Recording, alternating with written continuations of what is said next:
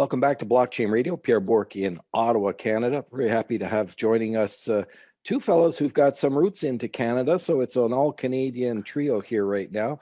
Eric Godwin is CEO of Bitspawn, and Rhys Boulanger is the CMO, Chief Marketing Officer at Bitspawn. Gentlemen, welcome to Blockchain Radio. Thanks for having us. Rhys, I got to tell you, leave it to another Canadian with a French name to butcher another person's French name. So, No problem. You're not the first. You won't be the last. Yeah, what a way to start. All right, look, both of you guys are in very, very interesting space with Bitspawn. How about just a quick thumbnail, Eric, about your journey to get into the space, and Rhys, feel free to chime in, then we can get into what Bitspawn's all about. Yeah, sure. So, my involvement in crypto and blockchain goes back quite a while. I first discovered Bitcoin while in university, studying economics with McMaster University. And then after university, I started to get in more so to the traditional finance side of the world.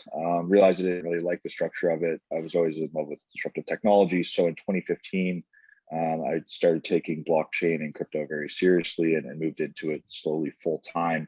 And since 2016 or so, I've been involved in blockchain full time. And from there, during the ICO craze of 2017, I advised as an independent consultant on a multiple number of projects, devising the structure of the tokenomics and marketing and the overall roadmaps of these projects. And then in 2018, I joined a company based out of Singapore that worked on fintech related products for the crypto markets and crypto assets. And then in 2019, I wrote the white paper for Bitspawn. And as my background as a former competitive gamer in the Call of Duty scene in the mid 2000s, I'd say 2007 to 2012 is when I was really a competitive gamer during my teenage years. I found a way for blockchain to really adapt and improve the online competitive gaming space, and that's how Bitspawn really came about. From developing the white paper from 2019, we decided to create a beta product and platform, and built that out over 2020. And then end of 2020, we decided to go full crypto with the original vision of the company, and now we're launching a token very shortly for the project.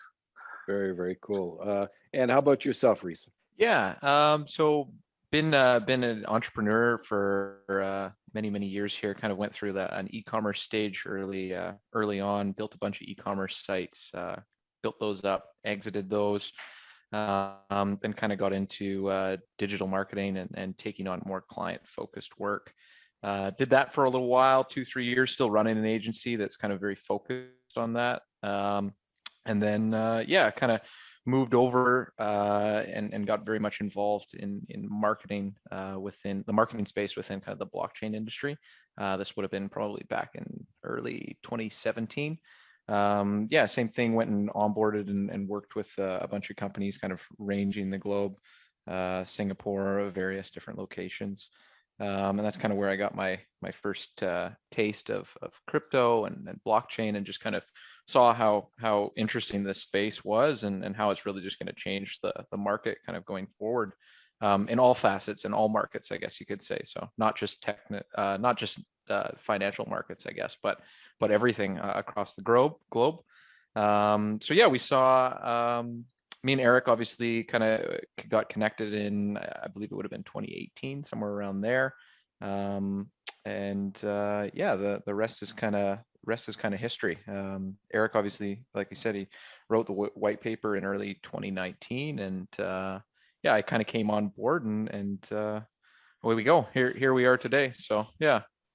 Well, look, it's kind of fun, Rhys. You had told me just before we came into the interview that you're from Calgary, and in listening to you, Eric, going to university at McMaster, that's in the Hamilton area. I'm in Ottawa, so it's a bit TMI for people around the world listening to all of this Canadiana, but it's kind of fun. So the two of you find each other at some point, and you've got a history, a respective history in the space, but you find each other and something coagulates between the two of you. So from white paper to where we're at right now, Eric, how did Bitspawn go from what you were perceiving in your mind as you wrote your white paper and as you evolved it into what it is today? Yeah, so from writing the white paper in 2019, Reese and I had originally met at a conference in New York for blockchain back in 2018. And that's how we got to know each other. And from there, we kind of worked together on a project. And then from writing the white paper in 2019, I went about and started recruiting the team that I wanted to come on board to build this project and be a part of the venture. So on the marketing side, I knew Reese and his talents and what he brought to the table. So I proposed to him with the project, and he is also a gamer as well. So he has a very good understanding of the market and the vision we're trying to project and the problem we're trying to solve. And then apart from that, I have a good network within Toronto. On the development side, I recruited Alex Lan, our CTO lead engineer on the blockchain side from another blockchain project out of Toronto, where he had actually built his own enterprise level blockchain. And him as a gamer as well, he identified well with the solution and that this project is trying to solve. So he came on board, and then from there we kind of expanded the team out to about 10 members so far. So yeah. Now, if I were to ask you this, look, I'm familiar with Call of Duty. I play it from time to time, albeit I'm not all that good, but it's fun to play. Where did in your mind you come from that gaming background and you thought, all right, blockchain can help with that? And I'm thinking from the mind of people who may be listening to us right now, and they themselves are involved in blockchain related projects. Some of them, I'm sure, are going to be startups, and they're trying to wonder how do they position. What was that learning curve when you saw in your mind's eye something? You transposed it into your white paper. You started the process. You started to do that dance. Reese came on board. But when you were trying to figure out how to make that work, what was that all about? Yeah, so it came from my experience of using some of the other legacy solutions that were out for online competitive gaming, and how they tied into games and the payment rails they used and the problems that a lot of gamers face, especially on the amateur side. So from my experience there of not getting paid out in a timely manner, if at all. I mean, again, with blockchain, it's trustless and payments are automatic, whereas some of these other sites that have been doing competitive video games, they relied on solutions like PayPal, where there's one person controlling the funds, and if they didn't send the money, you would never get paid out. So I was waiting months at a time just to get $100 or so for some of these smaller tournaments. But on the technology side, when it comes to the game data, that's where the innovation comes in with Bitspawn, is where we actually can secure that data through blockchain and smart contracts to make a seamless experience for players in building their own competitive profiles. Prior to this, there was no real websites that tied into the games and their actual game data APIs directly and use that data in a meaningful way. So with us, the way we hook into, say, a game like Call of Duty is we access the actual game API, and from a multiplayer perspective, we can pull based on the player's user ID or their gamer tag, if you will. We can pull their recent matches and game data and aggregate that within our platform and tie that to the payment solution with the blockchain and make it all seamless, trustless, and automatic. And it really provides a better user experience than prior with some of the existing solutions that are out there. And that's what gives us our competitive advantage versus some of the other solutions out there, is the seamlessness and the automation of all the processes. Yeah, and I know just from my own experience, and Reese, you may have your own as well, as if I'm playing Call of Duty, there are some maps that I really enjoy. There's some other maps that are automatically, as soon as they appear as an option here, I'm opting out of them. But somehow the memory of the system itself is not there. It doesn't recognize it. I keep opting into some, but opting out of some. And that's just me, the amateur. I can't imagine if I'm waiting for bucks, for cash and that type of a thing. It would seem that that's an open-ended opportunity for a company like Bitspawn. Yeah, it is. So we can cater towards the players' wants and needs in terms of customizing matches and competitive events, and really pulling people out of public lobbies and playing maps or game modes that they don't necessarily want, and putting them in custom matches where they can play directly with other people who are looking at the same objective or goal in terms of a competitive sense. It's the goal is really to get. Yes. Sorry. Go ahead, please. there, Pierre. Yeah, please, Reese, go ahead. Yeah, no, the goal is obviously really to just, I mean, hyper focus on like new monetization streams, right? That's the big thing. So Mhm. in the past, I mean, individuals that play video games, they've never had a way to curate and generate additional revenue streams. And I mean, you can really, there's two primary methods in the past, and it's streaming, but you have to have a massive following count in order to kind of be able to even be eligible to generate some of those rewards. So I mean, our target market is anybody that plays video games. You play on Xbox, you play on PlayStation, you play on uh, your PC, regardless of the game. I mean, we've got 25 different games that you have on there, and they're the games that you're playing on a day-to-day basis right now. But you can come on, you can play with your friends, you can wager against your friends, you can join tournaments, you can win cash, you can do heads up.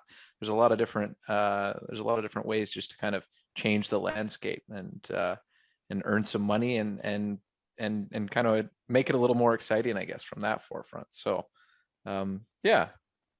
You know, you've seen Dapper Labs hook up with NBA to create the top shots and those moments that people are collecting in the NFT world. And I'm Mhm. wondering from a gaming perspective, again, I go back to Call of Duty because that's the one that was mentioned earlier, and I have personal experience in that. Sometimes when you go back and look at some of the moves that other people have seen, or if you troll through YouTube, you'll find some videos of some plays, and you're looking for some of the cool plays that they did. And I wonder, and you guys can correct me about that, but is there a circumstance in the pro side of gaming where people would want to potentially collect NFTs of some of these key gamers and their key moves? Yes, definitely. So like the clips that you see on whether it be YouTube, social media, TikTok, Instagram of these top plays where they get quad kills, for example, in Call of Duty, or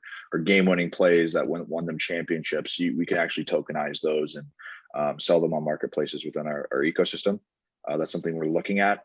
On top of that, with NFTs, what we're trying to do is provide intrinsic value outside of just the, say, visual element of the NFT.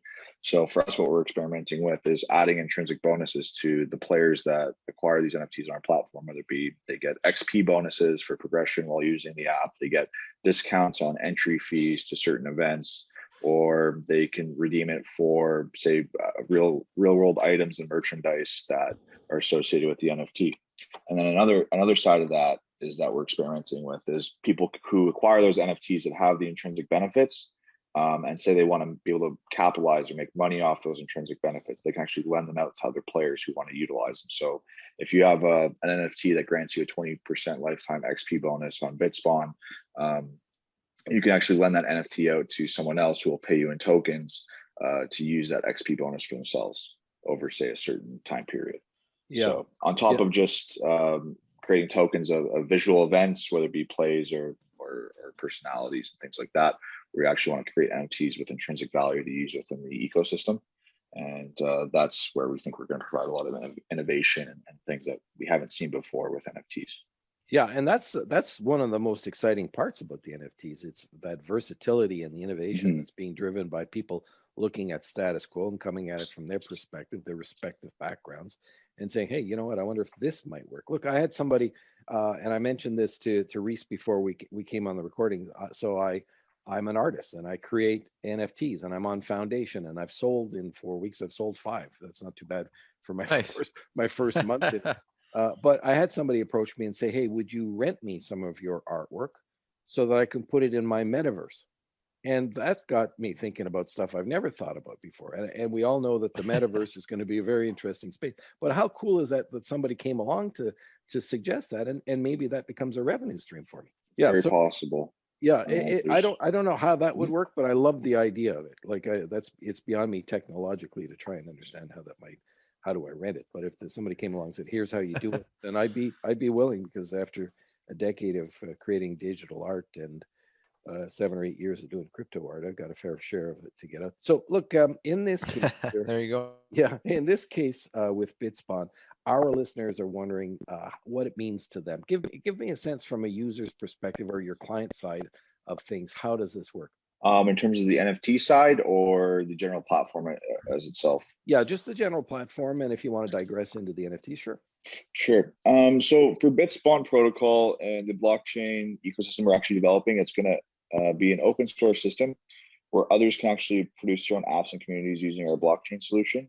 But for the purposes of showcasing what the solution can do itself, we've developed our flagship web application that utilizes the tech stack that we're building. And so the process through which a user would use our platform currently, and its beta spec is users would sign in or sign up like you would on any other normal app. You get your username generated, your account generated. You'd sync up your crypto wallet or attach your fiat off-rail accounts, whether it be PayPal or Venmo or whatever else. And then from there, you have a suite of tools and features that you can use on the platform, whether it be you want to create esports events and gaming events, you want to participate in them, you want to create teams or participate in smaller events that we call challenges, which are more passive and not so rigorous in terms of their execution. So from there, you go through the menu and select which event you want to go into. If the event has an entry fee, you need to buy spawn tokens. So you can do that a couple of ways. If you're in an area where you have an exchange that has a spawn token listed, you can buy it from the exchange and then deposit on the platform directly, or you can actually deposit onto the platform directly and not have to go through an exchange. So then once you acquire those tokens, you use them to pay into the events, whether it be entry fees, etc. And then you play the event. Say you win the prize pool, you do well in the event, you get paid out the prize pool, and then it goes to your wallet. And then from there, you can cash out, whether it be you can keep it in spawn tokens, or you can cash out to preferred crypto, Ethereum, Bitcoin, or a stable coin, or you can use a fiat off ramp to convert it into cash, such as PayPal. So that's from the competitor side. And then from the event manager side, you can actually make money from hosting events on Bitspawn. You don't have to be a really good video game player to earn money. So you can host an event, you collect entry fees, and as a successful hosting of the tournament or event, you would get a commission fee. That can range anywhere from 10 to 20% of the total proceeds. And then from there, it would go deposit your wallet, and then you can do as you will with the funds. So those are the two enabled features on the platform right now. In the long term, we're going to be adding different use cases for the tokens, such as staking and rewards, prize pool lending, NFT marketplaces, and then as well as voting and community governance, where people can actually vote to improve the ecosystem and add certain features. Yeah, that gives them sort of a buy-in and a feeling of participation above and beyond even just playing or hosting. But if you're actually seeing your input incorporated into development, that's a pretty cool skin in the game element there, which is totally, to me, evocative of what the NFT space in general is all. There's such a community spirit. Everybody wants to do as well as they can. That's pretty cool. Exactly. Yeah. All right. So Yeah. Bitspawn.gg is the web address, and really cool. Hey, before we go, and you kind of alluded to it. I think it was you, Eric, but Reese, you may have some thoughts on this too. When you transcended that period of ICOs, where you could just seemingly jot down a few notes on a paper and issue a coin and raise a fair amount of money. Things have evolved considerably. We had the boom and bust cycles of the major cryptos, and things have been pretty good here in the last little while, the last few months for Bitcoin in general, but more than that, the last couple of weeks or so, where both Ethereum and Dogecoin, of all things, have hit all-time highs. I think Litecoin has done well as well.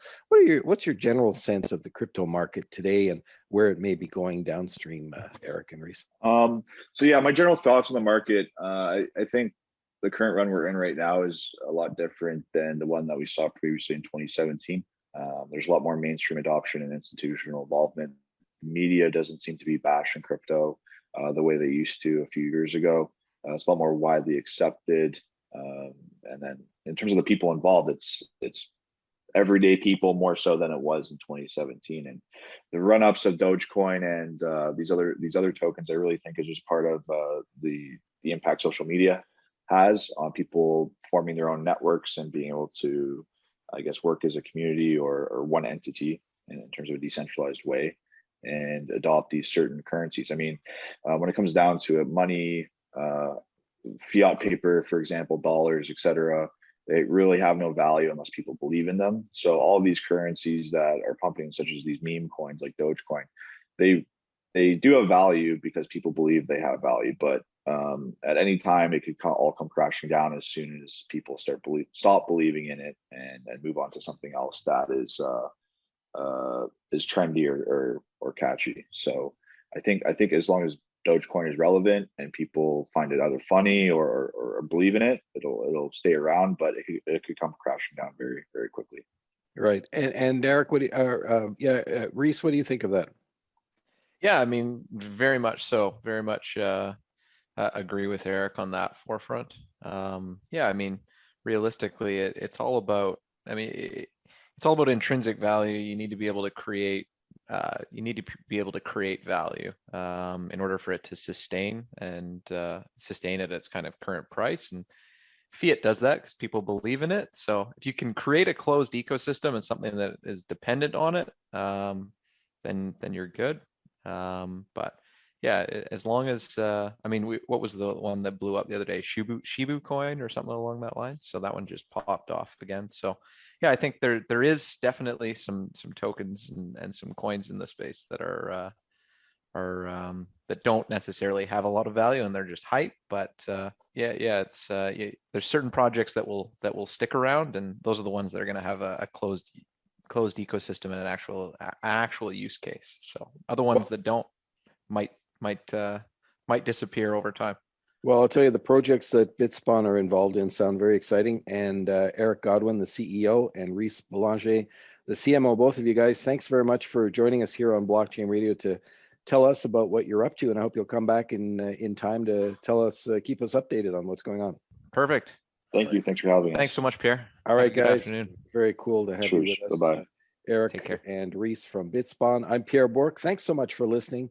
This is Blockchain Radio.